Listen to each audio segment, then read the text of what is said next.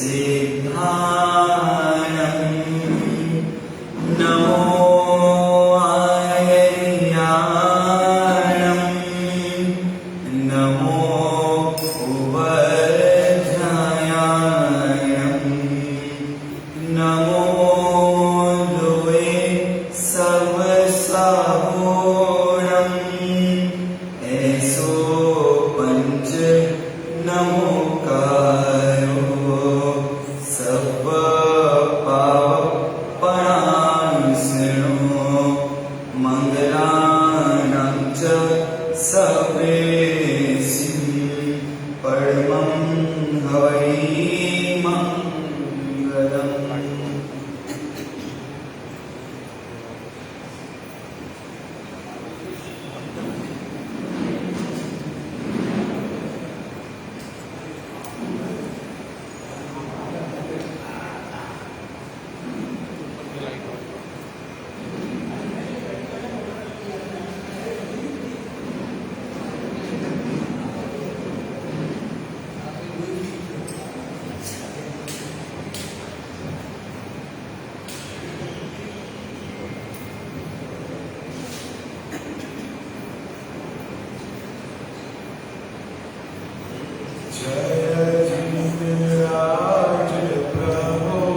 Swami,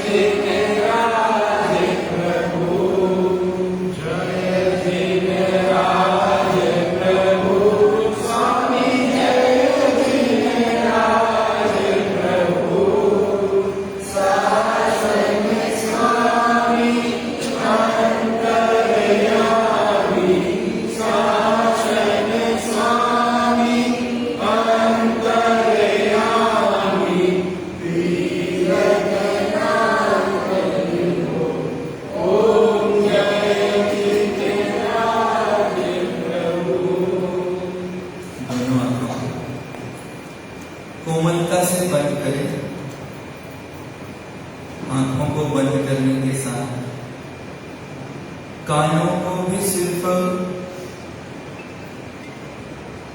कहां तक जोड़ लें कि जहां तक ये आवाज मेरे उपयोगी हो रही, बाकी सारी आवाजों को सुनना भी बंद हो।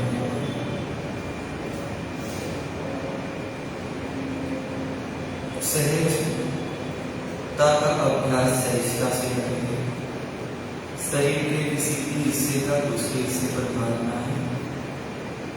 पेट की हड्डी गर्दन सीधी रहे, किसी अंग पर दबाव न रहे।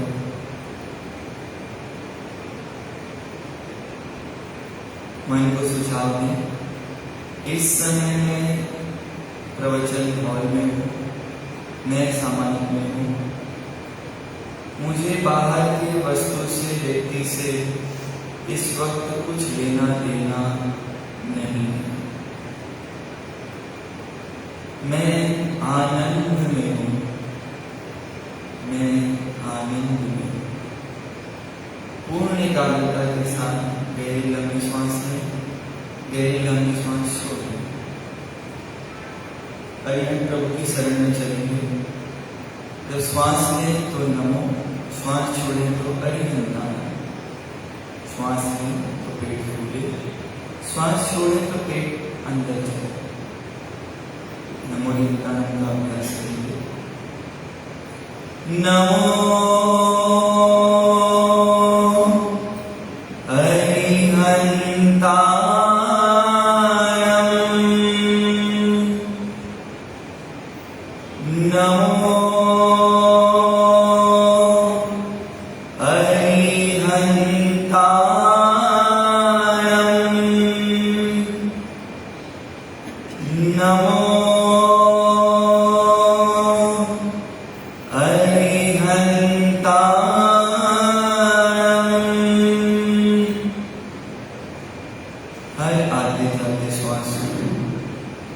मेरा अरिहंत प्रभु के प्रति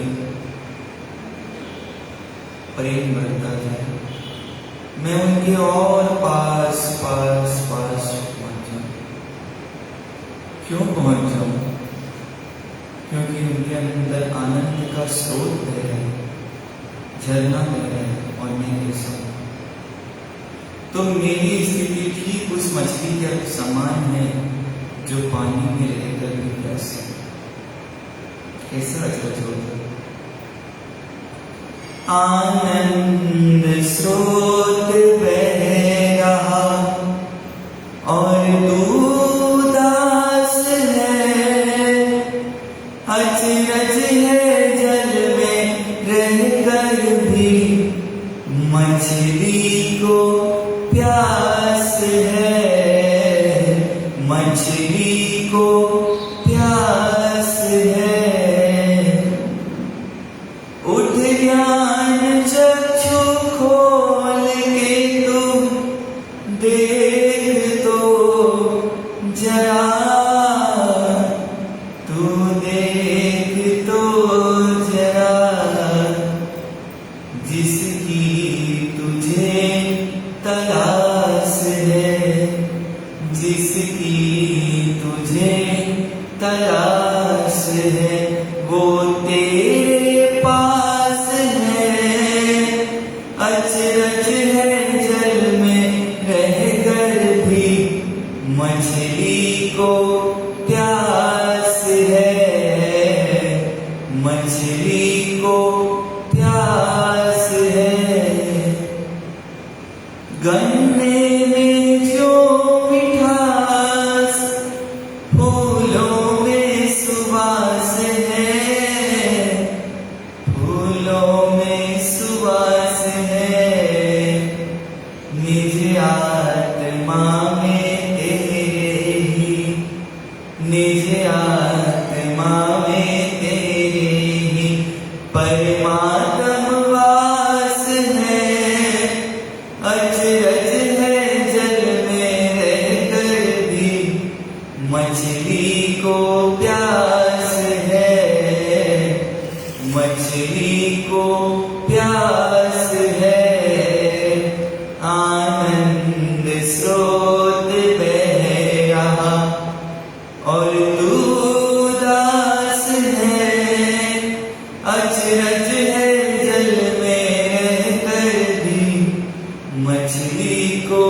प्यास है, मछली को प्यास है। आत्म प्रभु को भूल कर दूषित है मन तेरा, दूषित है मन तेरा। प्रभु का नाम स्मरण तुझे, प्रभु का नाम स्मरण तुझे। और पर से आस है, अचरज है जल में रह कर भी, मछली को प्यास है, मछली को प्यास है। कुछ तो समय निकाल आत्म शुद्धि के लिए, आत्म शुद्धि के लिए। नर जन्म का ये लक्षण, नर जन्म का ये लक्षण। केवल विलास है, अचरज है जल में रह कर भी, मछली को प्यास है,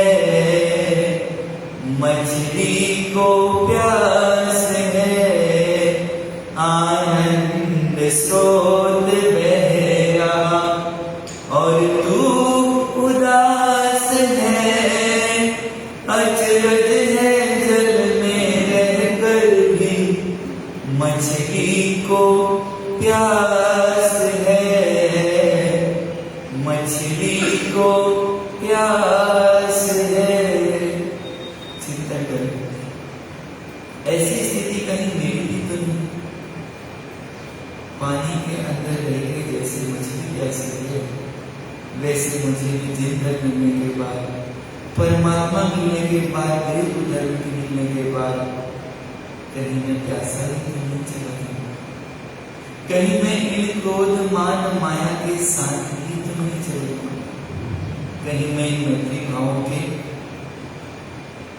दूरी को लेकर तो नहीं चला जाऊंगा, अमैत्री भावों को लेकर तो नहीं चला जाऊंगा। मन को शांत करो, गहरी लंबी श्वास लें और गहरी लंबी श्वास छोड़ें। पूर्ण सजगता के साथ आत्मगुणों का अवलोकन करें। दोनों हाथों को आपस में लगाकर आंखों पे लगा करके खोल दें। आप हम सब रोज एक एक कदम बढ़ते जा रहे हैं। किधर? अपन एक एक कदम बढ़ रहे हैं। और आज भाई सिद्धार्थ कलकत्ता से यहाँ पर आए हुए हैं और कितने कदम बढ़ा दिए होंगे उन्होंने? तो 700-800 किलोमीटर और 1 किलोमीटर में लगभग 1200 से 1300 कदम। कितने कदम बढ़ा के आ गए? तो आप हम सब सिद्धार्थ भैया इस उम्र में अपने पिताजी श्रीमान सुरेंद्र जी साहब के साथ परमात्मति गुरु भक्ति में सबको जोड़ते हैं। अपने कंठ का, अपने शक्ति का उपयोग करते हैं और नए प्रयोग के माध्यम से जनमन का मन परमात्मति गुरु भक्ति से भर देते हैं। तो आप हम सबको भी एक अवसर मिला है दिल्ली से दिल्ली में दिल्ली तक परमात्मा तू ही तू के दीपक में थोड़ा सा भी ढूंढने का प्रयास और कौन करेंगे? तो भाई सिद्धार्थ आप हम सबको कहाँ ले जाएंगे? तो हमारे पास ले जाएंगे और परमात्मा गुरु के दीपक में थोड़ा सा और क्या डालने का प्रयास करेंगे? दीपक। तो हम सब भाई सिद्धार्थ को कहाँ देखना चाहते हैं?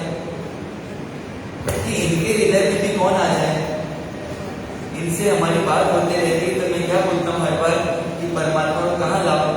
दिल से। तो आवाज भी कहाँ से आएगी? दिल से। और उसका जो आनंद रहेगा वो सबको क्या होगा? अनुभूत होगा, फील होगा।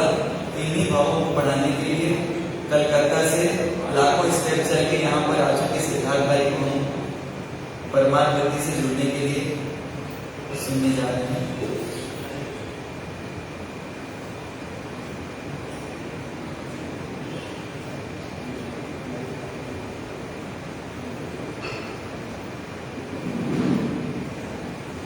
जय बोलिए भगवान महावीर स्वामी की, बोलिए दादा गुरुदेव की। मानसा के चलो, मानसा से आज के बाद भी उन्होंने कहा कि एक भजन है यहाँ पर भी, अच्छा आप सबको मैं सुना सकती हूँ। चलिए पार्श्वनाथ भगवान का एक भजन आपको सुना।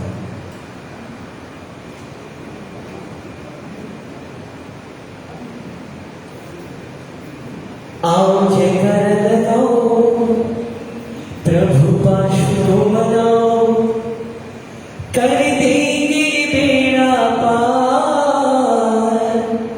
बरसे गर्ग केसरिया, बरसे गर्ग केसरिया, बरसे गर्ग केसरिया, बरसे गर्ग केसरिया। धाम संखेश्वर प्यारा, वो है तीर्थ हमारा। धाम संखेश्वर प्यारा, वो है तीर्थ हमारा। आओ पार्श्व प्रभु के दरबार। बरसे गर्ग केसरिया, बरसे गर्ग केसरिया, बरसे गर्ग केसरिया, बरसे गर्ग केसरिया। नगर बनारस जन्म लिया था, बोले नगर बनारस जन्म लिया था। कण कण को प्रभु ने पावन किया था, कण कण को वामदेवी के दुलारे, अश्वसेन के है प्यारे। वामदेवी के दुलारे, अश्वसेन के है प्यारे। लिया धरती पर अवतार। बरसे गर्ग केसरिया, बरसे गर्ग केसरिया, बरसे गर्ग केसरिया, बरसे गर्ग केसरिया। मान कमठ योगी का मिटाया, मान कमठ योगी का मिटाया। ज्ञान की ज्योति से राह दिखाया, ज्ञान की ज्योति से नाग नागिन को तारा, उन्हें पार उतारा। नाग नागिन को तारा, उन्हें पार उतारा। किया उन सब का उद्धार। बरसे गर्ग केसरिया, बरसे गर्ग केसरिया, बरसे गर्ग केसरिया, बरसे गर्ग केसरिया। जो कोई प्रभु की शरण में आया, जो कोई प्रभु की शरण में आया। नैया को उसकी पार लगाया, नैया को उसकी पार लगाया। ले लो प्रभु का सहारा, मिल जाएगा किनारा। ले लो प्रभु का सहारा, मिल जाएगा किनारा। सुन भक्तों की ये पुकार। बरसे गर्ग केसरिया, बरसे गर्ग केसरिया, बरसे गर्ग केसरिया, बरसे गर्ग केसरिया। सभी तालियां बजाते सब कोई। आओ जयकारा लगाओ, प्रभु पार्श्व मनाओ। आओ जयकारा लगाओ, प्रभु पार्श्व मनाओ। कर देंगे ये बेड़ा पार। बरसे गर्ग केसरिया, बरसे गर्ग केसरिया, बरसे गर्ग केसरिया, बरसे गर्ग केसरिया। धाम संखेश्वर प्यारा, वो है तीर्थ हमारा। धाम संखेश्वर प्यारा, ये है तीर्थ हमारा। आओ पार्श्व प्रभु के दरबार। बरसे गर्ग केसरिया, बरसे गर्ग केसरिया, बरसे गर्ग केसरिया, बरसे गर्ग केसरिया। बोलिए पार्श्वनाथ भगवान की जय। मोक्ष मार्गस्य नेतारम्, एतारं कर्मभो वृताम्। ज्ञाता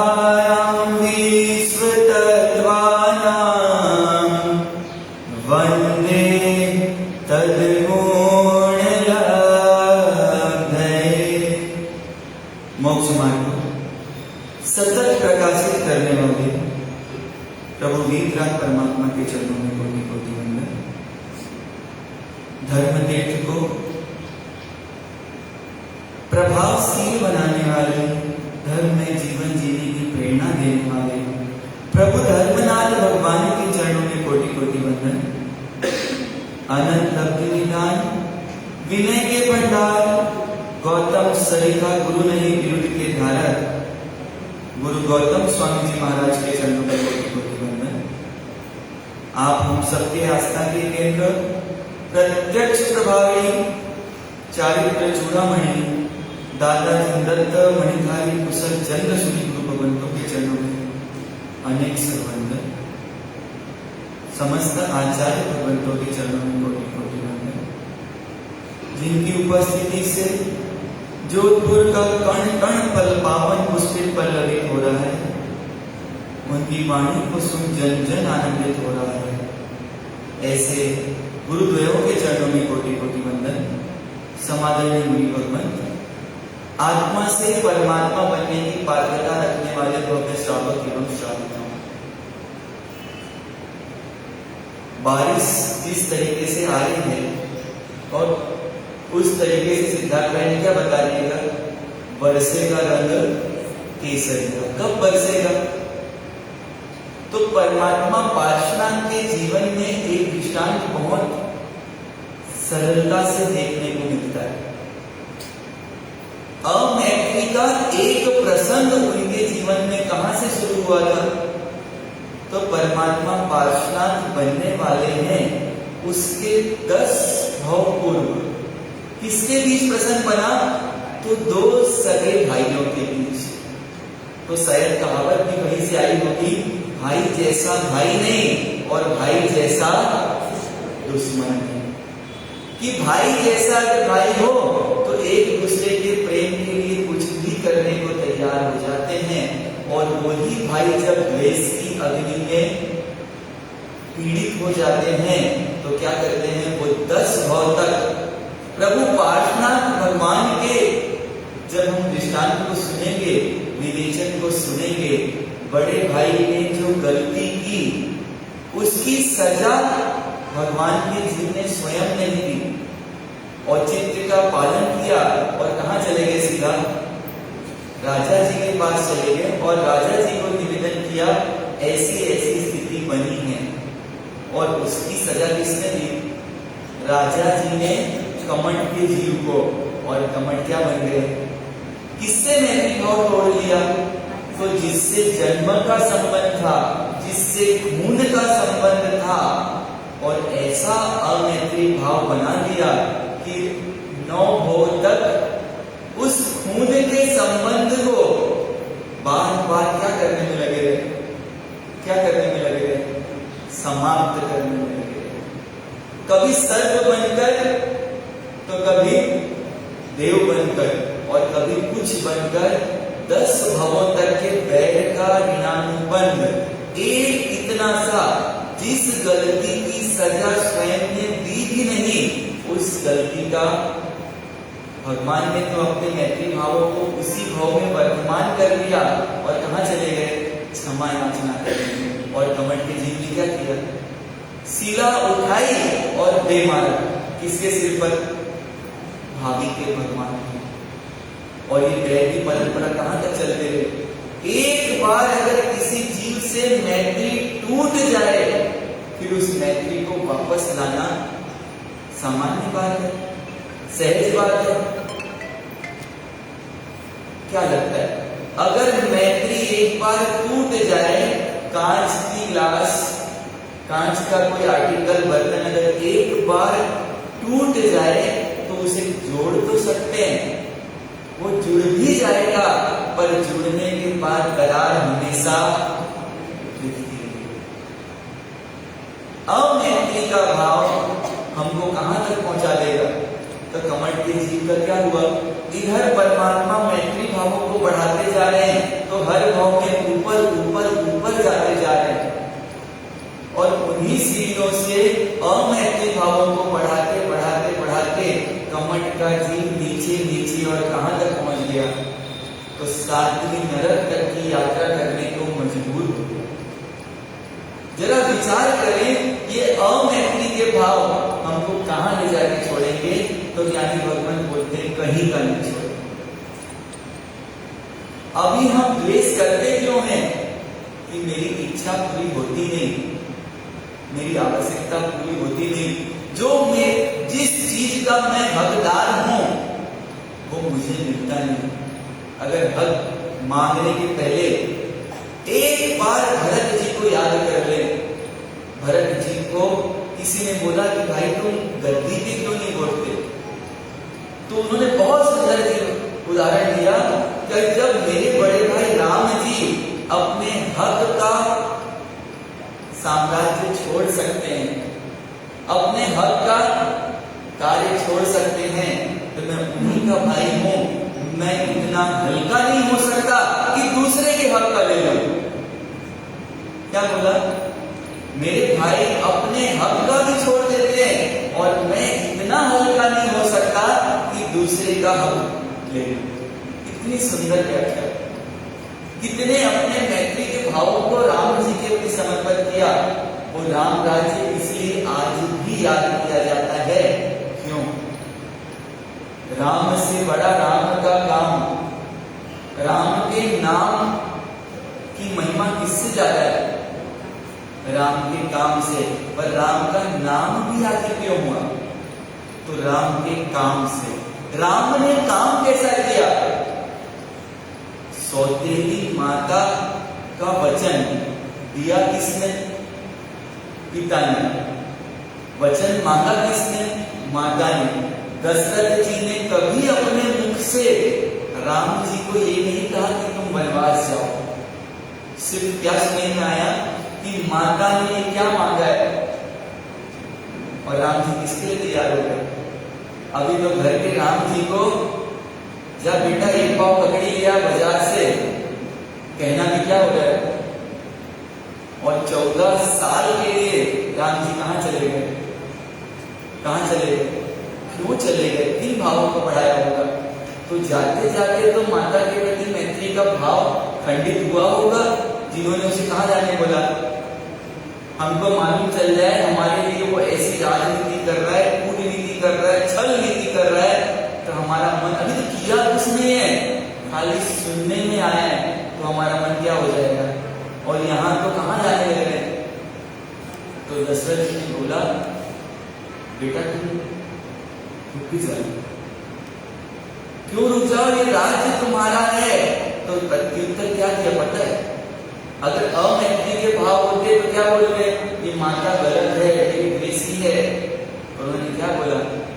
पिताजी आप तो सिर्फ मुझे अयोध्या का राजा बनाना चाहते थे और मेरी माता ने तो मुझे पूरे विश्व का राज्य दे दिया। अब मैं पूरे विश्व में क्या करके आऊंगा? भ्रमण करके आऊंगा। कितना मैत्री के भावों को टिका के रखा होगा। और हमारी मैत्री कितनी कंडीशनल, उनके सामने ऐसे कंडीशन आ गए फिर भी मैत्री नहीं टूटी, और हमारे सामने रोज टूटती है कि टूटी हुई का प्रदर्शन होता है। और बताया कि मैत्री टूटने का मुख्य कारण है, तो वो है निंदा। जिससे आप ईर्ष्या करते हैं, द्वेष करते हैं, घृणा करते हैं, मात्सर्य का भाव रखते हैं, आप सब कुछ बदल लेते हैं, अपने भाव नहीं बदलते। और वो ईर्ष्या का भाव, वो द्वेष का भाव, वो अहंकार का भाव, वो मान का भाव उस व्यक्ति से आपको पास लाता है कि दूर ले जाता है। आप अगर वर्ल्ड टूर भी करके आते हैं तो मैं चैलेंज कर सकता हूं, ऐसी कोई मिठाई टेस्ट नहीं की होगी जिसका हर बार टेस्ट अलग आता हो। और जितने लोगों के साथ खाओ उतनी बार टेस्ट अलग आए। कोई ऐसी मिठाई जब चाहो तब खा सकते हो, जब चाहो तब एक नया स्वाद ले सकते हो। कौन सी मिठाई हो? तो उस मिठाई का नाम है निंदा। निंदा की मिठाई जब जिसके साथ खाओ अलग ही टेस्ट आता है। एक जैसा टेस्ट कभी आता, और हम क्या करते हैं? इतने रस के साथ, आनंद के साथ क्या करते हैं? क्या करते हैं? दुनिया का सबसे बड़ा जोक, मजाक, हास्य व्यंग कौन सा होगा? तो पुरुष लोग आपस में बैठते हैं तो भी मौन से बैठते हैं, चुपचाप बैठते हैं, और दो महिलाओं की फोटो लगा दी और उनको साइलेंट दिखा दिया। तो ये दुनिया का सबसे बड़ा क्या बन गया? जोक बन गया। World's biggest joke, two ladies sitting together silently. हो सकता है ऐसा, पर ऐसा हुआ कि दो चुपचाप बैठे, ऐसा होता नहीं। भावों में किसको लाते हैं? किसी तीसरी को पकड़ के लाते हैं और उसकी खूब क्या करते हैं? अच्छाई में भी बुराई देख लेते हैं। वो तपस्या किस लिए करती है? अरे अपने नाम के लिए तपस्या करती है। उसको तो क्या चाहिए? नाम चाहिए। जरा विचार करें कि ये अमैत्री के भावों को बढ़ाने में ये निंदा स्पेशल टॉनिक है। और ये कहाँ अवेलेबल है? किसी दुकान में अवेलेबल है, किसी फैक्ट्री में बन रहा है, तो बोलिए ये हर दिमाग में अवेलेबल है और हर समय इसका प्रोडक्शन चालू है। क्यों चालू है? क्योंकि रस आता है और ये रस क्या कर देता है? हमको उस व्यक्ति से दूर दूर दूर करके जाता है।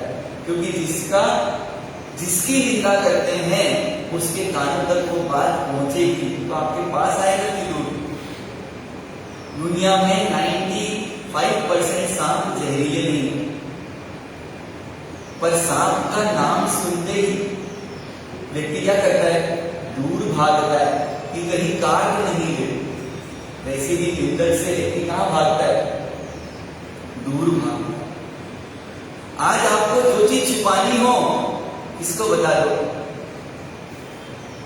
किसको बता दो? दूसरों को बता दो और ये बोल के बताओ कि भाई किसी को मत बताना। क्या होगा? जिस चीज को प्रचार प्रसार करना हो उसका क्या करो? किसी को बताना क्या करो? देखो सिर्फ तुमको ही बता रही हूं, वैसे तो उसने बताने से मना किया है।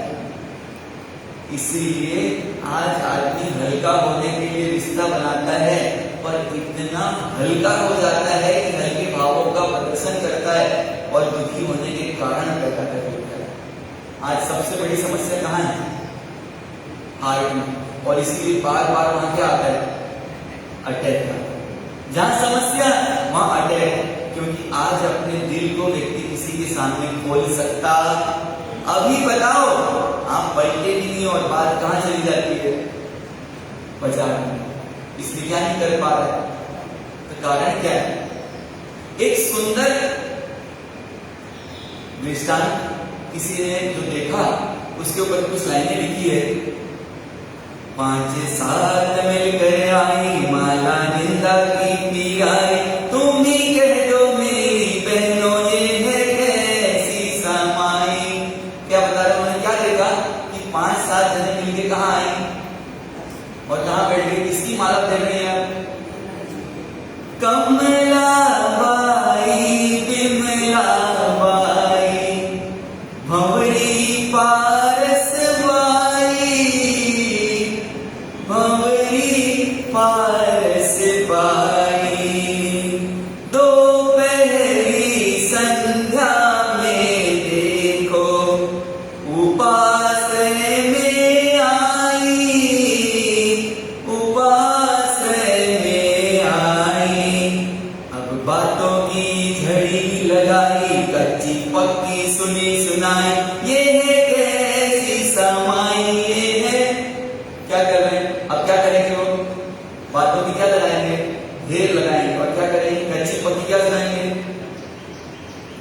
एक कहे वो राम बुआ जी, कल क्यों हुई लड़ाई, कल क्यों हुई लड़ाई। बड़ा मजा आया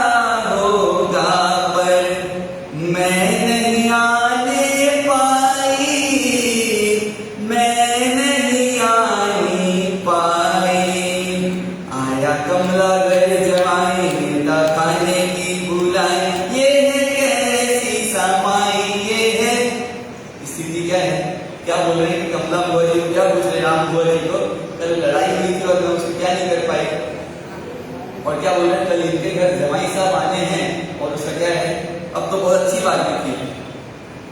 सास बहू का घर बाहर का गीत सभी का गाया, गीत सभी का गाया, साधु साधवी कोई बचे नहीं, सबका नंबर आया, सबका नंबर आया। नमक मिर्ची खूब लगाई, बन गए पर्वत जैसी गाय, ये है कैसी समाई, ये है क्या बोल रहे हैं, किसको लपेट दिया, और इसीलिए क्या बोल रहे हैं, निंदा की कथा के पुराण का अंत कभी ना आता, अंत कभी ना आता, केवल व्यर्थ की बातों से ही पोथा पढ़ते जाता, पोथा पढ़ते जाता। तेरी मेरी चुगली खाई, इसकी उसकी करे बुराई, ये है कैसी समाई, ये है। बात से किसका बोल दिया, क्योंकि जो करता है उसका दिखता है और जो नहीं करते उसका नहीं दिखता है। तो ये कहाँ कर रहे हैं, इनको समय मिल जाए, और हम कहाँ करते हैं। तो एक विचार करना है कि हमको जिससे दूर होना हो ना, द्वेष के भावों से, उसकी खूब क्या करो, खूब क्या करो, दिल खोल के क्या करो, निंदा करो। तो निंदा अच्छा कि बुरा। अज्ञानियों को एक अपेक्षा से निंदा बुरा लगता है और ज्ञानियों को किसी अपेक्षा से निंदा बुरा अच्छा लगता है। हमारी और ज्ञानियों की यही डिफरेंस चल रही है। ज्ञानियों को अपनी निंदा करना, अपने दोष देखना, अपनी बुराई देखना अच्छा लगता है, और हमको अपनी निंदा सुनना, अपनी बुराई सुनना बुरा लगता है। बात सीधी स्पष्ट क्या बोल रहे हैं कि हमको निंदा करना अच्छा लगता है, और कोई हमारी निंदा करे वो अच्छा लगता, और मिलेगा क्या, बोलते हैं बीज बबूल का और बदले में फल किसके चाहिए, किसका, आम का। कब मिल जाएगा। अमैत्री के भावों को हृदय में विराजमान करके रखेंगे तो कब मैत्री का पुष्प अंकुरित होगा, कब पल्लवित होगा। हो सकता है कभी, तो बोलते हैं अमैत्री कभी भी मैत्री की जननी नहीं हो सकती। सांप से कभी भी सिंह का बच्चा नहीं हो सकता। सांप से तो क्या होंगे, सपोले ही होंगे, और जितना सांप से डरते हैं उतना सपोले से डरते ही नहीं डरते। तो अमैत्री के भावों के प्रति जो अंदर में खेद, जो अंदर में दुराव की भावना होनी चाहिए, अलगाव की भावना होनी चाहिए, वो भावना भी मानो क्या हो चुकी है, क्या हो चुकी है, सुप्त हो चुकी है, शांत हो चुकी है। होना क्या चाहिए था, अमैत्री के भावों को, पर हो क्या गया, मैत्री के भाव सुप्त हो गए, शांत हो गए, और एक व्यक्ति शांत हुआ तो दूसरा क्या करता है, अपने आप को विस्तार देता है, और ये मैत्री के भावों का विस्तार कहां तक हो जाता है। तो ज्ञानी भगवंतों ने 4 प्रकार के मैत्री को, संबंध को डिसाइड किया, क्योंकि सबसे पहली मैत्री बताई उपकारी का उपकार, जिसके अंदर मैत्री भावना पहली कैटेगरी की होगी तो वो उपकारी का क्या करेगा, उपकार करेगा। ये बहुत सामान्य सी घटना है, जो मेरे साथ अच्छा रहेगा मैं उसके साथ क्या रहूंगा, अच्छा रहूंगा। एकदम सामान्य सी घटना है कि जो मेरे घर शादी में आएगा उसके घर याद करके कहाँ जाऊंगी मैं, शादी में। और आज पहले तो पूछते थे तुम शादी में नहीं आए तो क्या कारण था, अब तो पूछते भी नहीं और निर्णय कर लेते हैं इसके घर अगर शादी का प्रसंग आएगा, अवसर आएगा, मैं जाऊंगी, जाऊंगा। ये बिल्कुल सामान्य सी घटना है, जो मेरा भला करेगा मैं उसका क्या करूंगा, भला करूंगा। दूसरे नंबर में हम थोड़े नीचे चले जाते हैं। और ये कहानी तो कहां कहां दिखती है, ये कहानी शायद आज विश्व में हर जगह देखने को मिल रही है। किसके प्रति नहीं देखने मिल रही है ऐसा बोले तो शायद ज्यादा अच्छा होगा। जो हो रही है बहुत संख्या में हो रही है, तो कितना गिनाओगे, और जो नहीं हो रही है उसको गिनाना क्या है। इस सभा में सब मनुष्य हैं ये बताना सरल है, इस सभा में एक भी गाय नहीं है ये बताना सरल है। ये राम है, ये श्याम है, ये बबलू है, चिंटू है, इस प्रकार परिभाषित करना सरल है कि सीधे एक शब्द बोल रहे हैं, एक भी गाय नहीं है, सब मनुष्य है। सरल कौन सा है, एक भी गाय नहीं है। तो दूसरे नंबर में बोला ज्ञानियों ने, जो एक ऐसा चीज जो हर जगह देखने को मिल रही है, उपकारी का अपकार। उपकारी का क्या करना, कृतज्ञ वो होता है जो उपकारी के उपकार को याद करके अपने भावों को, अपने मन को, अपने तन को झुकाता है। और कृतज्ञ वो होता है जो उपकारी को देख के क्या करता है, अपना मुंह फेर लेता है, अपने बातों की व्यवस्था को बदल देता है। वो कौन है, कृतज्ञ। जो उपकारी को भी बुरा कहने में पीछे नहीं रहता, जो उपकारी के भी दोष दिखाने में पीछे नहीं रहता, तो क्या करता है, हम किसमें निकाल देंगे, दोष निकालना हो तो खुद तो मोक्ष में पहुंच गए। गाते भी हैं, जम्बू जड़ गया ताला, कि खुद तो निकल गए और बाद में क्या लगा दिया, मेरे लिए ताला। इसको भी नहीं छोड़ेंगे। तो केवली जैसे केवली को भी हम छोड़ने वाले, तो बोले तुम कौन सी खेत के टमाटर हो, कैसे छोड़ दे तुमको। और देखा जाए तो हमारा पैर के नाखून से लेकर सिर सीखा तक किससे डूबा हुआ है, उपकारियों के उपकार से। अगर अपने जीवन का प्रारंभ देखें तो माता का उपकार, एक 5 मिलीग्राम का पत्थर पेट में रह जाए तो क्या कर देता है, हाल बेहाल कर देता है। और उसी माता ने क्या किया, 9 महीने तक के 4 किलो 5 किलो का वजन लेके क्या किया होगा, अपना सारा काम किया। आपके भरण पोषण के लिए एकेंद्रीय जीवों को क्या किया जाता है, रोज उनका बलिदान दिया जाता है। तब आपका जीवन क्या होता है, उपकारियों के उपकार से। अगर देखा जाए, अगर स्कूलें नहीं होती तो आज जो अब होशियार चंद कहलाते हैं, हो सकता था वो कल्पना थी उसकी, उनका उपकार। आज आपको अगर पूछे, बताओ जिस मैडम ने आपको ABCD पढ़ाई हो, कभी उसको थैंक यू बोल के आए?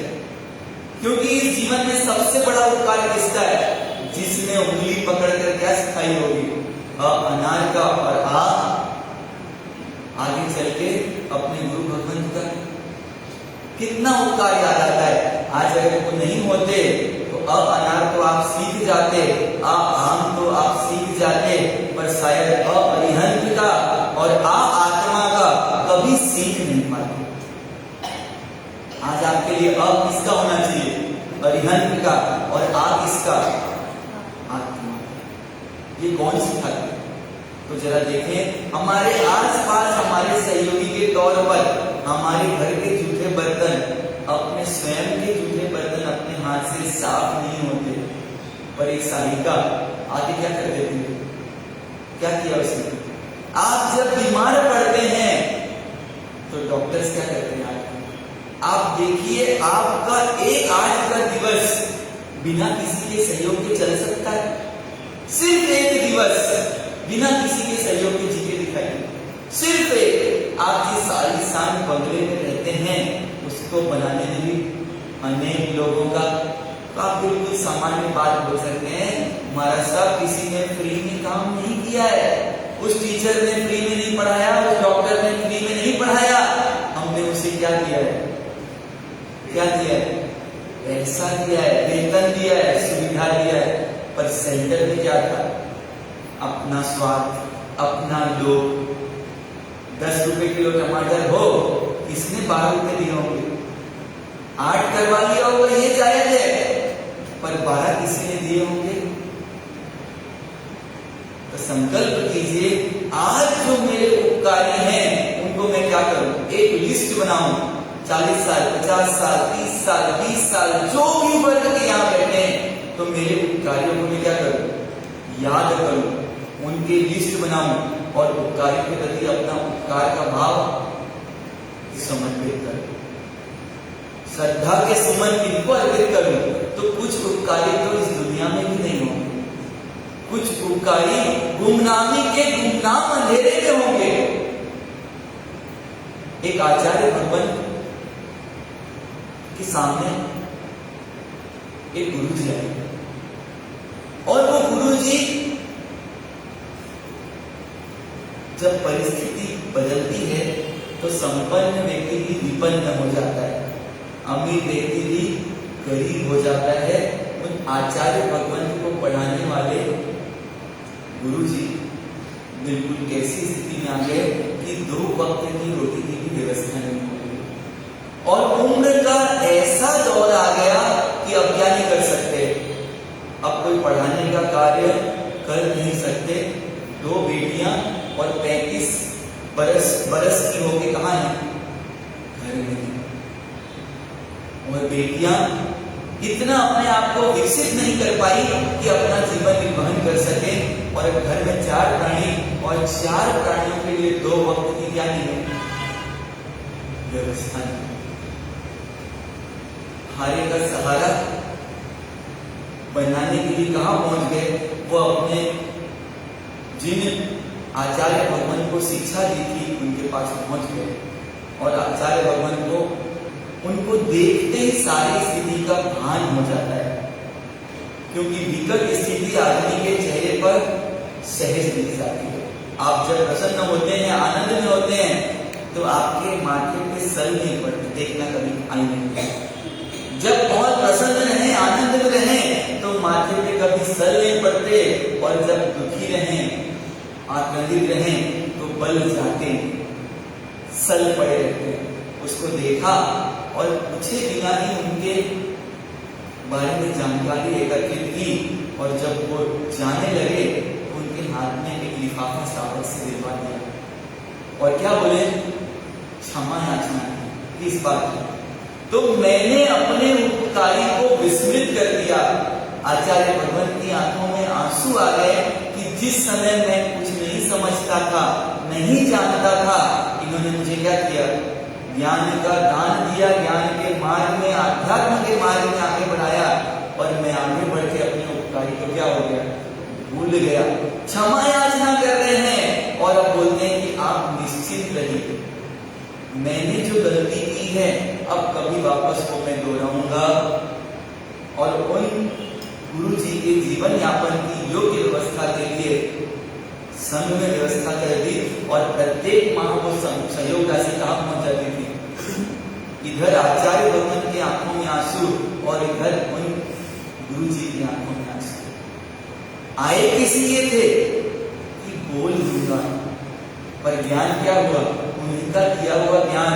और किसको महसूस हो गया कि मैंने अपने उपकारी के उपकार को भुला दिया, मैं कृतज्ञ हूं, मैं दोषी हूं, मैं आरोपी हूं। इन भावों से कौन भर गए? आचार्य भगवान। और क्या किया? उपकारी के उपकार से उन्नीत होने के लिए यहाँ तक कि इतना स्पष्ट बोल दिया है कि पूरी चमड़ी अगर निकाल भी दिया जाए और माता पिता के लिए क्या कर दिया जाए? क्या कर दिया जाए? अर्पित कर दिया जाए, तो भी उनका उपकार क्या नहीं कर सकते। पर आज के समय में आप सबको दिखता है, मम्मी आपको समझता नहीं है, पापा आपको समझता नहीं है। ये लाइन तो एकदम घरों घर में क्या हो गई है?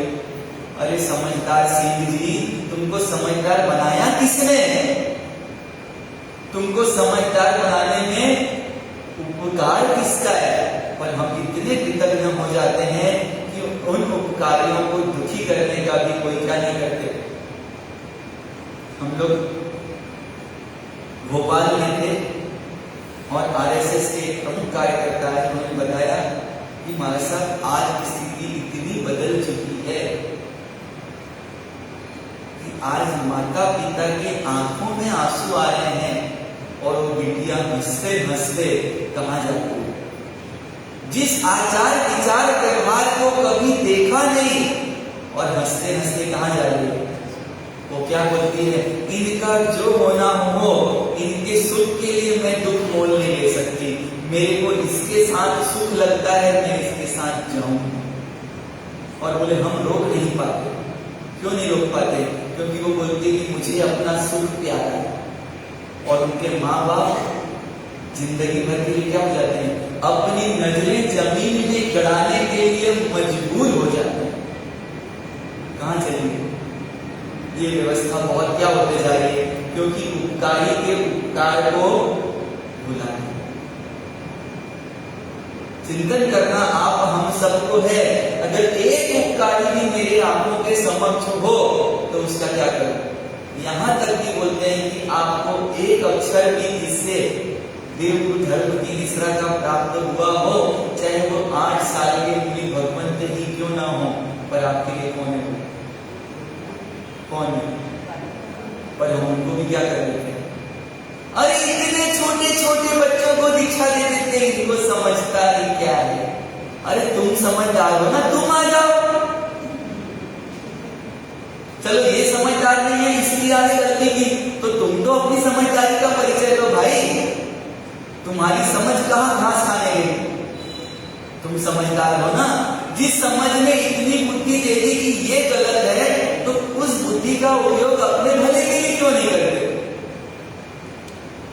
तो जो हमारे उपकारी हैं उनके प्रति ऐसे भाव लाएंगे तो एक बात मानना, एक साधु की भी निंदा 14 राजू लोग में जो भी साधु भगवंत हैं सबकी निंदा, एक सदगृहस्थ की निंदा, एक व्रतधारी श्रावक की निंदा और 14 राजू लोग में कहीं पर भी रहे हो सबकी निंदा। और वो कौन है?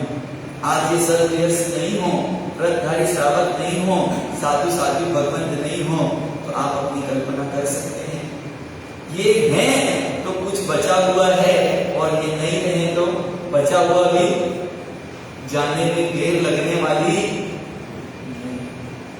लेते कितना है और देते कितना है, उसके बाद भी हमारा मन कैसा हो जाता है। जरा विचार करें कि हम उपकारी के उपकार को कितना भूले कि हमारा काम हो जाएगा। तो ज्ञानी भगवान बोलते हैं तुम उपकारी के उपकार को चाहे भूल जाओ, पर उपकारी का उपकार हमेशा तुम्हारे कहाँ लिखा रहेगा। जैसे उस बालक के हाथ पे लिख दिया गया था मेरा बाप चोर है, वैसे ही उपकारी का नाम आपके कहाँ लिख दिया गया है। याद आए तो याद करना। जिनके माता पिता भाई हो उनको फोन करके पूछना क्या मेरा कोई उपकारी अभी इस दुनिया में है। जिस टीचर ने आपको ABCD पढ़ाया हो और उस संत को जिसने पढ़ाया वैसी हालत अगर हो रही हो उसकी, तो क्या करना? एक कदम किधर बढ़ाना, एक कदम कहां बढ़ाना। ऐसी विपरीत परिस्थिति में रहे हुए, विकट परिस्थिति में रहे हुए जीवों के प्रति कौन सा भाव बढ़ाना? मैत्री का भाव बढ़ाना। आंखों से देख के अनदेखा करना बहुत सामान्य बात है, और नहीं दिखे उसको देख के कार्य करना विशेष बात है। ढूंढे आज ढूंढे, आज सर्च इंजन को चालू करें कि मेरे जीवन में कौन कौन उपकारी हैं, किन लोगों ने मुझे क्या दिया, मेरे लिए अपना बलिदान दिया, मेरे लिए अपना सर्वस्व दिया है, मेरे भले के लिए कई बार दूसरों का बुराई भी मोल ली। जिसकी एक सांस होती है ना, उसको सिर्फ एक सांस की सुननी पड़ती है, और जिसकी एक सांस नहीं हो तो सारी दुनिया उसकी सांस बन जाती है। तो सांस स्वयं बोल लेगी पर दूसरों को बोलने देती नहीं। उपकार कितना है। श्रावक जी अच्छे लगते हैं, सारिका जी अच्छी लगती है, मेरे धर्म कार्य में सहयोगी हैं, मेरे मोक्ष मार्ग में सहयोगी हैं। तो ज्ञानी भगवंत बोलते हैं अगर आपको अपने साथी अच्छे लगते हैं तो जिन्होंने इस दुनिया पे उनको लाया है वो अच्छे लगे, ये आपकी मजबूरी है। अगर वो मां नहीं होती तो ये श्रावक जी का हवा में लटक के आते, वो मां नहीं होती तो ये सारिका जी पैराशूट लेके आती। तो इतनी विकट स्थिति है कि अपने 20 साल तक जिसके साथ प्रेम का संबंध था, 25 साल तक जिसके साथ प्रेम का संबंध था और 2-5 साल में नया नया प्रेम का संबंध स्वार्थ पे टिका हुआ। दुनिया में अगर किसी का निस्वार्थ प्रेम है तो वो सिर्फ एक व्यक्ति है। कौन? हाँ, जिसका ऊपर भी अंत नहीं है और जिसका नीचे भी अंत नहीं है, वो कौन है? मां। निस्वार्थ प्रेम की पराकाष्ठा किसी से सीखना हो तो वो सिर्फ एक विरल विभूति है, मां। और जो स्वार्थ के संबंध से आए, रोज धमकी चमकी दे, तुम मेरे को दुनिया पैसोरी पूजारी, पूजा करता नर और नारी, जग में पाप कमावे भाई, दुनिया पैसोरी। जब पैसा कम पड़ने लग जाए, जिस पैसे के उससे वो दुखी करते हैं तो वो भी क्या करते हैं, केवल पीवर में सुख भारी, कि मेरे पीहर में क्या है सुख, तुम मेरे सुख की पूर्ति नहीं कर सकते तो मेरे से अलग हो जाओ, और मेरे सुख में तुम्हारी मां बाधक हो रही है तो इसको अलग कर दो। तो मां तो क्या अलग करेगा, वो मां खुद बोल देती बेटा तुम प्रसन्न रहो, राजी खुशी रहो, इसलिए तुम अपनी व्यवस्था जमा लो, मैं तो जैसे तैसे जी लूं। वो मां उस समय भी क्या सोच रही है, अपनी आवश्यकताओं को भी क्या कर देती है, गौण कर देती है। धमतरी ने एक बहन को यही नियम दिया, 70 साल की बहन और 90 साल की माता जी, 2 किलोमीटर की दूरी है उनके घर में, उस 70 साल की माता जी को यही नियम है कि 90 साल की माता जी से तुमको रोज एक बार मिलने जाना है। और नियम बोलती महाराज साहब ये जो नियम लिया तो लगता था कि 2 किलोमीटर जाऊंगी कैसे, रोज आऊंगी कैसे, पर अब लगता है अगर ये नियम नहीं होता तो वो 2 घंटे मेरी माँ के साथ बैठने में जो आनंद आता है, जो उनको आनंद की अनुभूति होती है, शायद मैं इसको कभी फील नहीं कर पाती। आपने मुझे क्या नियम दिया है, ये नियम मेरे लिए क्या हो गया है, अब मैं जाती हूँ तो मानो मेरी माता जी मेरा वेट करते रहते हैं, और हम लोग क्या नहीं करते, तो कोई थाली मारी नहीं करते। माँ बोलती है शांति सुना, माँ बोलती जयपुर सुना, माँ बोलती सतमुजय के बारे में बता, वो क्या 2 घंटे पूरा किसमें निकलता है। बोले महाराज साहब द्रव्य समाहित तो नहीं करती, पर 2 घंटा पूरा भाव समाहित में निकलता है। वो माता जी को थाली मारी से कोई लेना देना, जरा विचार कीजिए हम क्या करते, उनका आनंद क्यों बढ़ा। शुरू में उनको ये नियम थोड़ा कठिन लगा, भार रूप लगा, पर आज वो बोलती एक दिन भी मिस हो जाए ना तो मन एकदम क्या हो जाता है, खटपटा जाता है।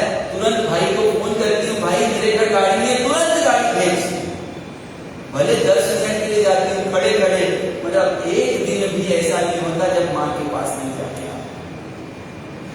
तो आज चिंतन कीजिएगा, आज विचार कीजिएगा, निर्णय कीजिएगा कि मेरे अमैत्री के भावों ने मुझे अपने उपकारी से बहुत दूर कर दिया, बहुत दूर, और उसी के कारण मैं क्या निकालते रहता हूँ, उसमें बुराइयां निकालते रहता हूँ। और कैसे निकालता हूँ, उन बुराइयों को आंख के सामने रख के बार बार दुखी करते रहता हूँ, पीड़ित करते रहता हूँ। और जीते जी जो माँ को दुखी करेगा वो क्या होगा, माँ को एक उपमा से देखना है और पिता जी कैसे हैं। तो माँ का इसलिए बोला कि माँ का सब व्यक्त हो जाता है और पिता का सब अव्यक्त रहता है। माँ को प्रेम आए तो गले को सहज उठा के बेटे को उठा के गले से लगा लेगी और पिता किसमें रह जाता है, व्यवहार में रह जाता है और क्या कर लेता है, अपने आप को रोक लेता है। पर पितृत्व का गुण भी अपने आप में बेमिसाल है। आपको पढ़ने लिखने योग्य बनाने के लिए जिस समय आनंद का, मौज का, घूमने फिरने का समय था, किसने भोग कर दिया, किसने? 12-12 घंटे तक दुकान में ड्यूटी दे रही हो तो कमी की होगी, क्या नहीं किया होगा? आज तो आप पैसे से पैसे कमा रहे हो और उन लोगों ने किससे पैसे कमाए? आपको सिर्फ बोले एक दिन के लिए स्क्रैच से कुछ कमा के दिखाओ, अपने बलबूते पे 1 रुपए तो कमा के दिखाओ। आज आप पता है अरबपति से खरबपति बन गए, इस बल पे करोड़पति से अरबपति बन गए। आपको क्या मिला था पहले से? क्या मिला था? और उनको क्या मिला था? क्या लेके चले थे? कभी घर में कोई हो तो उनसे पूछना, भाई जब दिल्ली आए थे क्या लेके आए थे? और आज कहां पहुंच गए? उन्हीं का किया हुआ, उन्हीं की धरती पे और उन्हीं को दुखी कर रहे। इससे बड़ा अपकारी कोई होगा? इससे बड़ा दुनिया में कोई अपकारी होगा कि जिससे सब कुछ पाया और उसी को क्या करता? हो रहा है ऐसा? आपको लगता है कि नहीं लगता? पर मुझे तो लगता है कि खूब होता है, मेरे साथ भी खूब होता है। जो पानी हमको इतनी कठिनाइयों से मिलता है, आधा पीते हैं और आधा क्या कर देते हैं, छोड़ देते हैं। चाय मैक्सिमम लोग कितना पीते हैं? तो 2/3 पीते हैं, 1/3 कहाँ छोड़ देते हैं? उस चाय के बनने में इतने सारे जीवों की व्याधियां हुई, आप अच्छा दिखने के लिए आधा छोड़ दिए और वो वैसे ही रह गया आपका जूठा 48 मिनट से ऊपर, तो समूची जीव कैसे पैदा होंगे? आप पूरा पानी पी लोगे तो शायद सामने वाले को हल्के दिखोगे और आधा छोड़ दोगे तो हमेशा के लिए हल्के बन जाओगे। क्या मिलेगा? एक एंद्री का कलेवर मिलेगा, समूची जीव बन जाएंगे, हमारे जैसे जीव उस पानी में उत्पन्न हो जाएंगे, तो हम क्या बनेंगे? ऊंचे की हल्के। अच्छा, आप लोग तो प्रगति मानते हो, 2 फ्लैट का 4 फ्लैट हुआ, 4 का 6 हुआ, 2 पैर से 4 पैर हुए तो आपका प्रमोशन हो गया ना। तो विचार करना, निर्णय करना, ये उपकारी पानी का एक बूंद, साइंस भी बोलता है 36,450 को प्रूव कर चुका है। और हमारे आदरणीय डॉक्टर साहब जीवराज जी साहब टाटा नगर इसी पे शोध कर रहे हैं और पानी की एक बूंद में 1 लाख जीव तक पहुंच चुके हैं। अब कितने जीवों ने बलिदान दिया 1 गिलास पानी में? और हम बड़े मजे से आधा पीते हैं, आधा जूठा छोड़ते हैं। खाना, अनाज का एक कण, और आज आधी दुनिया को एक वक्त का खाना मिलता है और हम कितना खाना व्यर्थ कर देते हैं। तो जरा चिंतन कीजिएगा, विचार कीजिएगा।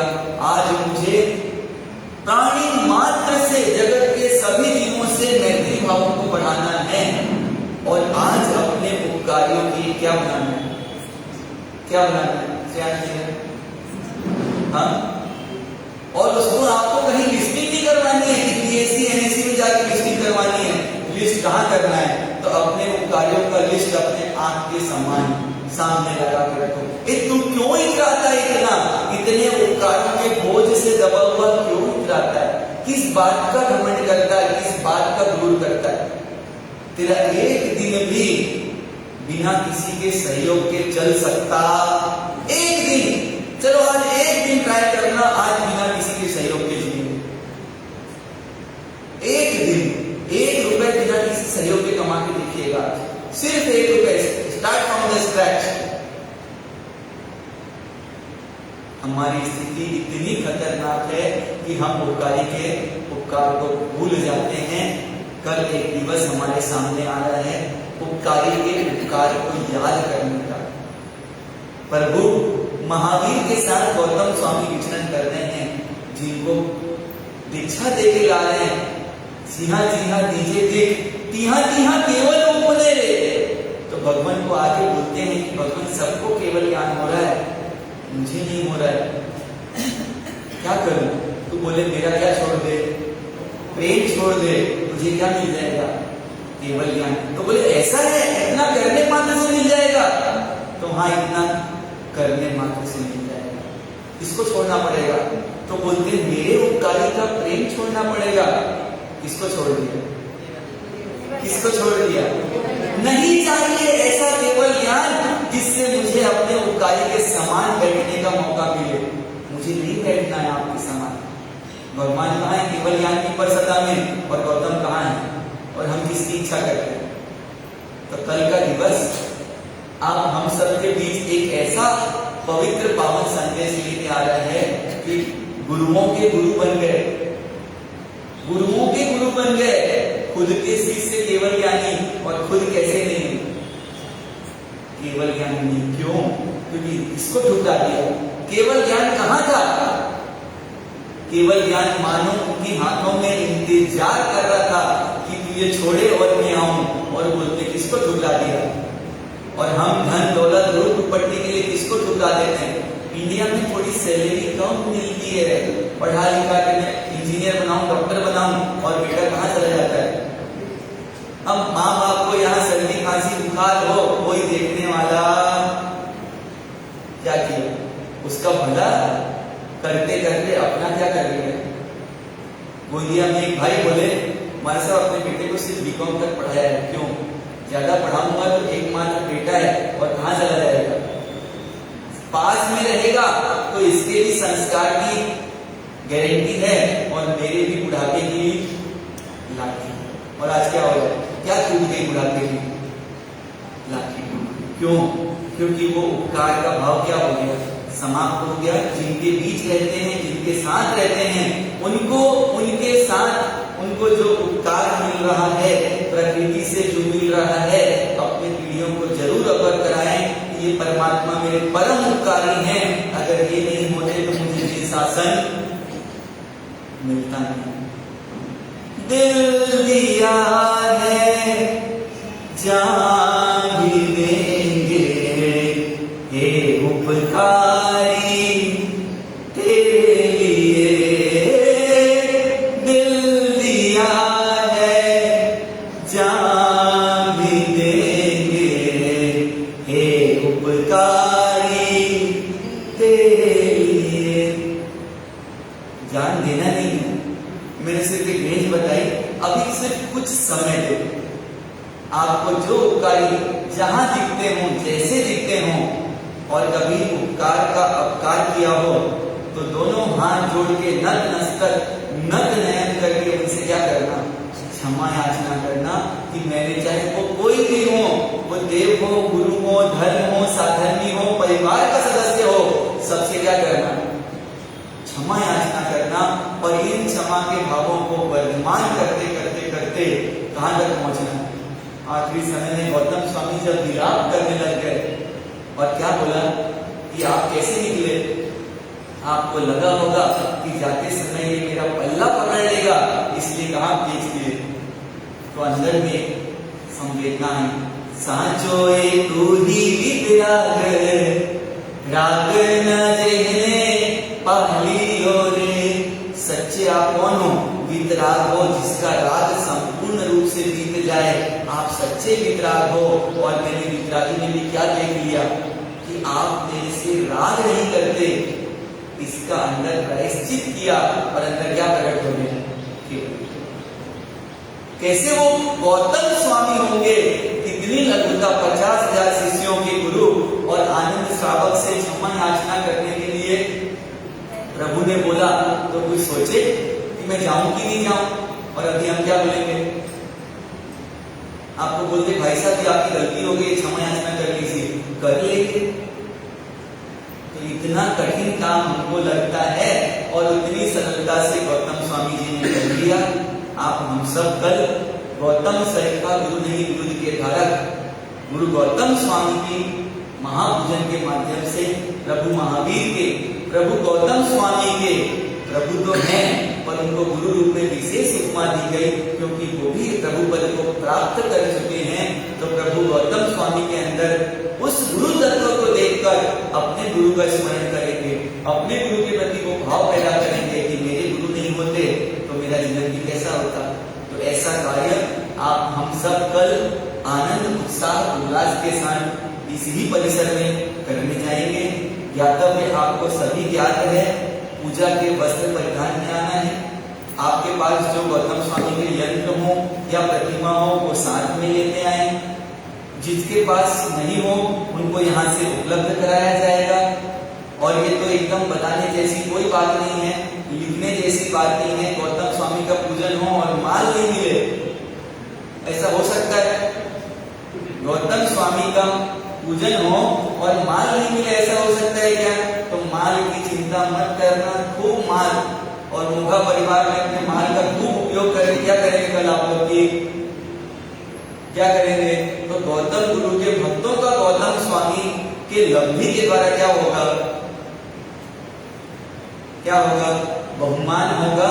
तो गौतम स्वामी के ऐसे लब्धि के माध्यम से कल क्या बनेगी? तो गौतम लब्धि की कहानी बनेगी। कल क्या होने वाली है? तो गौतम गुरु की गुणगाथा होने वाली है, गौतम गुरु का गुणगान होने वाला है। और उसके पहले कौन होगा? बेटे के पहले किसकी बात आएगी? माँ बाप की। तो गौतम के पहले कौन आएंगे? प्रभु वीर, प्रभु महावीर। इसका इंतजार आप हम सब कर रहे हैं। और इंतजार जब होता है तो समय की सीमा को ध्यान में रखा जाता है। जिसका इंतजार रहे तो वहां विलंब से आते हैं या जल्दी आते हैं? तो आप जल्दी नहीं आए वो चलेगा, कोशिश करें कि विलंब से नहीं आए।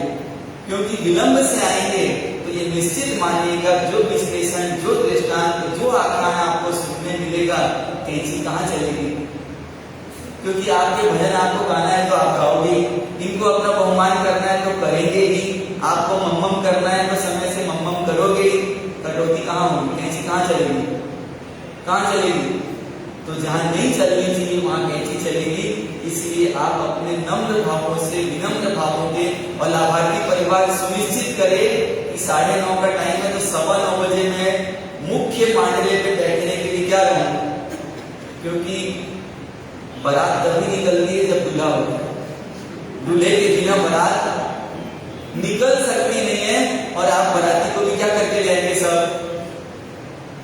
5 नाम तो फ्लैक्स से लिखे, 10-10 को भी फोन किया तो 50 का ऐसे ही आ जाएंगे।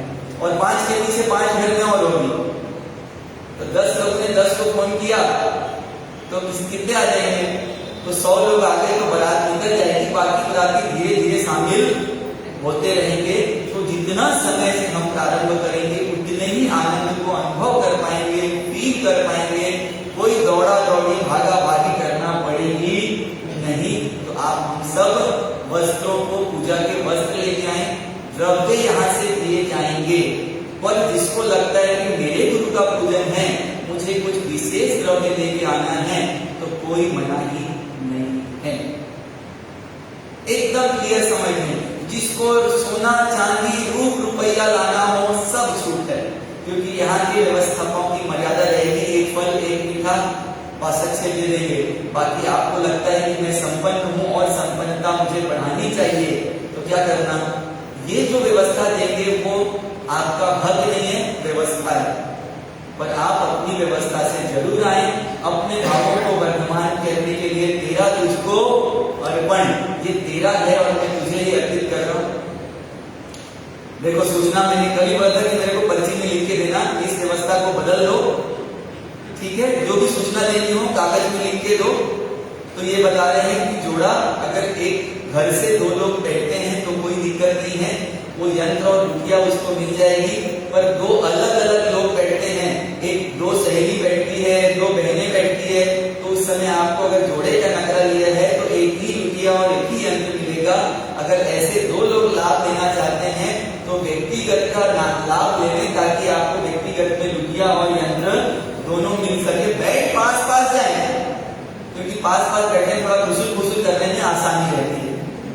तो भले पास में बैठ जाए, पर यंत्र अगर जोड़े का लेंगे तो 1 मिलेगा और व्यक्तिगत 2 को घर में जिसको अपने अपने यंत्र 2 लेंगे तो 2 मिलेगा।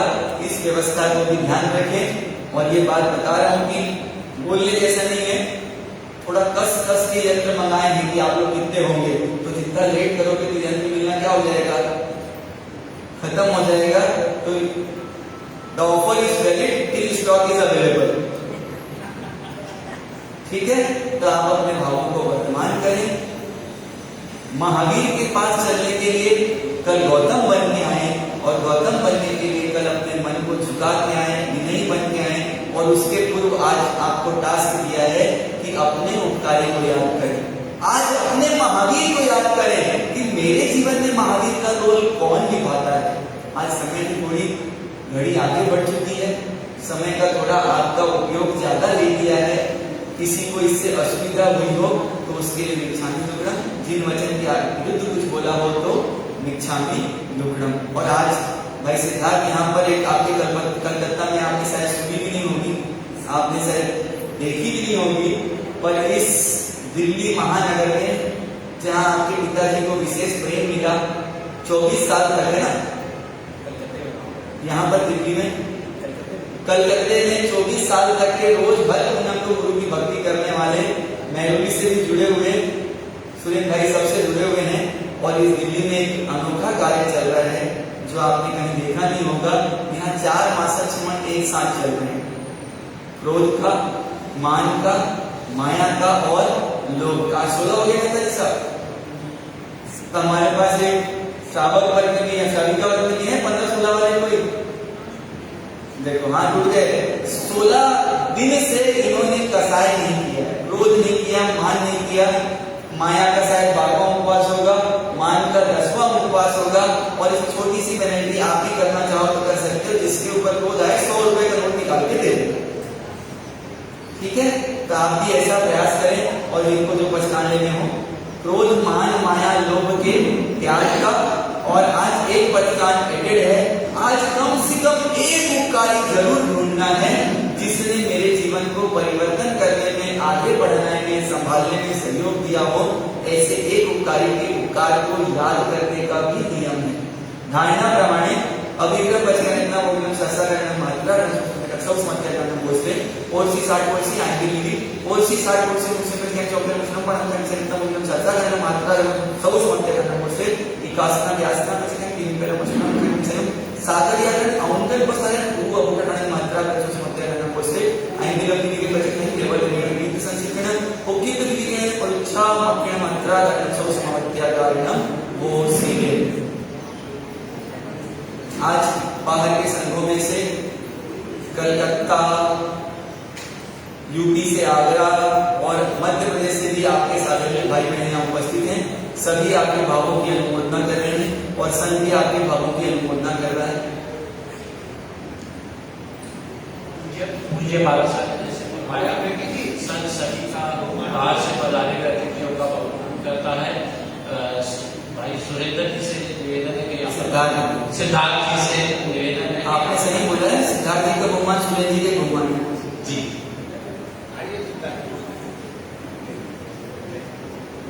जैनम जयति शासनम, जैनम जयति शासनम, जैनम जयति शासनम, जैनम जयति शासनम, जैनम जयति शासनम, जैनम जयति शासनम। अभी किसी और सूचना की आवश्यकता है? वंदन। आज की संघ पूजा का लाभ श्री नितिन जी दुगर परिवार ने लिया है। आपकी बहुत बहुत धन्यवाद।